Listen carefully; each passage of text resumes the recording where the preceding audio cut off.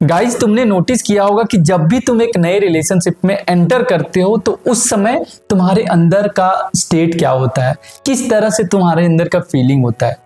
तो तुम देखोगे कि उस समय तुम्हारे अंदर का जो एक्साइटमेंट है, तुम्हारी जो क्रेविंग है, तुम्हारे अंदर का जो थ्रिल है, वो बहुत एक्सट्रीम लेवल पे होता है। तुम उस स्टेट में बहुत ज्यादा एंजॉय कर रहे होते हो और तुम्हें अंदर से ये फील होता है कि मैं उस इंसान के साथ हमेशा कनेक्टेड रहूं, उसके बारे में सोचता रहूं, उससे दिन भर बातें करता रहूं, उसके साथ टाइम स्पेंड करूं, उसके साथ चैट करूं। ऐसा हमारा मन करता है। एक तो अंदर से वो मन भी करता है, प्लस दूसरी चीज होती है हमारे थॉट, हमारे लॉजिक, वो भी हमें इसी की तरफ बढ़ने का इशारा करते हैं। और लोगों का एक्सपीरियंस भी होता है, लोग हमें सलाह भी देते हैं इस चीज का कि अभी जब नया नया तुम्हारा रिलेशनशिप है तो उस समय जो फीलिंग होता है, एक्साइटमेंट होता है, वो बहुत अच्छा होता है और एक्सट्रीम होता है सबसे ज्यादा। धीरे धीरे वो एक्साइटमेंट कम होगा, वो मजाक कम आने लगेगा। तो इस समय को फुल्ली यूटिलाइज करो, उस समय इंजॉय करो, मजे करो। इसमें अभी पढ़ाई को, अपना काम को थोड़ा पीछे भी रखोगे तो चलेगा। ये लॉजिक होता है जिसके कारण हम पूरा उसमें अपना झोंक देते हैं।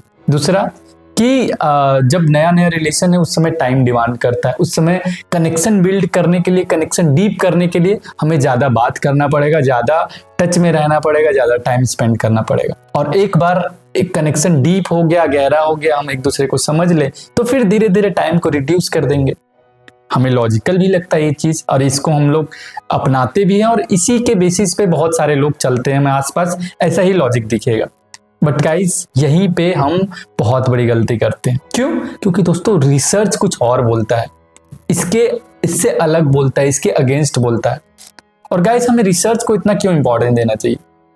हमें वो जो चलता आ रहा है उसको क्यों नहीं मानना चाहिए? तो मैं आपको एक छोटा सा एग्जाम्पल बताता हूँ। सपोज करो आपको जंक फूड खाना बहुत पसंद है, आपको रील्स भी देखना पसंद है, आपको दिन भर लेटे रहना पसंद है, आपको ये भी मन करता है कि दिन भर में वेब सीरीज में टाइम स्पेंड करूं, बट आप वो नहीं करते हो ना। आप क्या करते हो? जो आपके लिए सही है, व्हाट इज राइट, वो आप करते हो। तो यही प्रिंसिपल यहाँ भी अप्लाई करो ना। जो सही है उसको सबसे पहले जानने की कोशिश करो। मतलब सबसे पहले क्वेश्चनिंग माइंड होना चाहिए कि जो मुझे मन कर रहा है वही राइट नहीं है, इसमें क्या सही चीज है उसकी रिगार्डिंग आप थोड़ा सर्च भी कर सकते हो, तो आप एक बेटर लाइफ की ओर बढ़ोगे।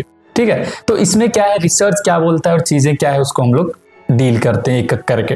तो सबसे पहला सवाल ढूंढेंगे कि ये जो फेज होता है जिसमें हम बहुत ज्यादा एंजॉय करते हैं और ये कम होता जाएगा, ये एक सच्चाई है। सच्चाई क्या है और किस तरीके से रिसर्च में बोला गया वो मैं बताता हूँ कि हम कुछ गलतियां करते हैं इसलिए ये सच्चाई है। स्टार्टिंग फेज में हम अपने आप को इतना ज्यादा दे देते हैं, इतना ज्यादा हम झोंक देते हैं कि हम बर्न आउट हो जाते हैं और वो एक्साइटमेंट बहुत खत्म हो जाता है और कुछ समय के बाद वो एक्साइटमेंट बहुत कम रहता है, जिसके जो एक बड़ा कारण होता है ब्रेकअप का, सेपरेशन का। क्योंकि वो फील हम इमेजिन करते हैं पहले से कि अरे यार स्टार्टिंग के दिनों में इतना ज्यादा अच्छा फील होता है, अभी तो उसके साथ उतना एक्साइटमेंट हो ही नहीं रहा।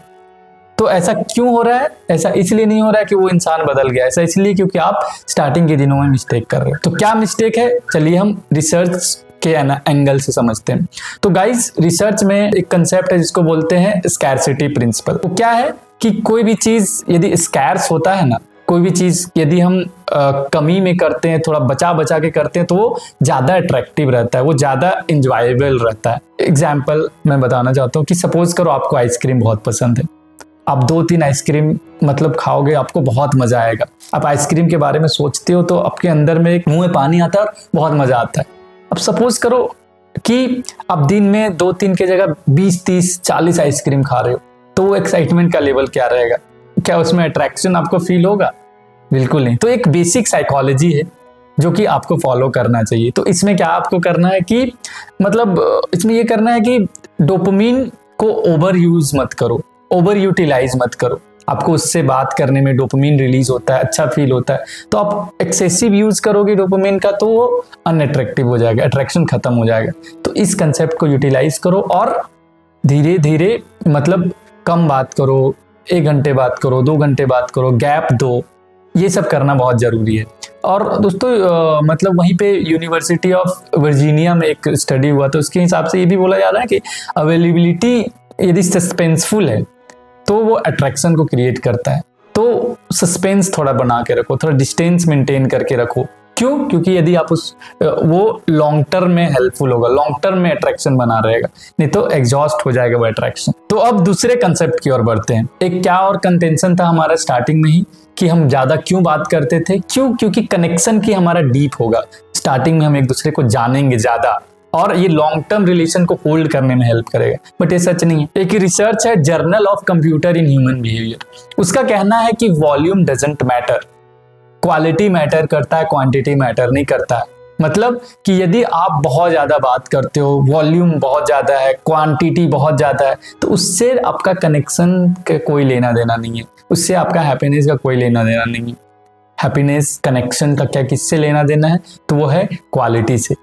उसका कहना है कि यदि आप 10 घंटे बात करते हो एडमिनिस्ट्रेटिव टॉक लाइक खाना खाया, क्या कर रहे हो, एक्स्ट्रा इधर उधर की बातें, फालतू की बातें, ठीक है, या फिर आप 50-500 टेक्स्ट कर रहे हो, इधर उधर की बातें कर रहे हो, तो वो आपके कनेक्शन को बिल्ड नहीं करेगा, इनफैक्ट ओवरबर्डन करेगा।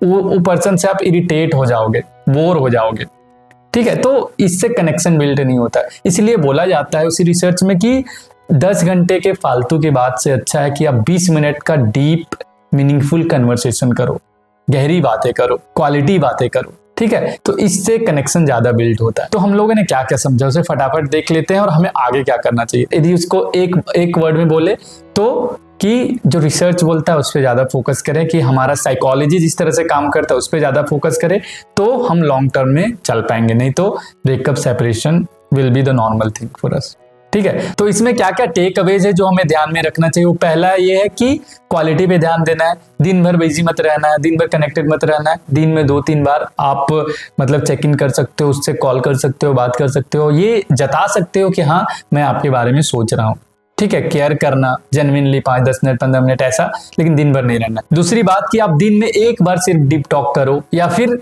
अल्टरनेट डेज में। हमेशा कनेक्टेड रहने का जरूरत नहीं है, आधे घंटे, 1 घंटे, 2 घंटे, जितना भी करना है एक बार डीप टॉक करो या फिर अल्टरनेट डे में बात करो। तीसरा, अपने काम को, अपनी हॉबीज को भी प्रायोरिटी उस समय देना है। पूरा उधर ही मत सोचते रहना है, पूरा उसी तरह से चिपक मत जाना है। अपने हॉबीज को, अपने काम को यदि फोकस करोगे, खुद में बिजी रहोगे, तो सामने वाला के लिए तुम अट्रैक्टिव पर्सन बन जाते हो। ओके, तो गाइज आई होप आप इन सभी चीजों को समझे होंगे और ये सभी चीजें आपको लॉजिकल लगी होगी। ओके, तो यदि लॉजिकल लगा होगा और ये आप अपने लाइफ में इंप्लीमेंट करना पसंद करोगे तो इस वीडियो को लाइक करें, और यदि आप चैनल पे नए हैं तो डू सब्सक्राइब द चैनल।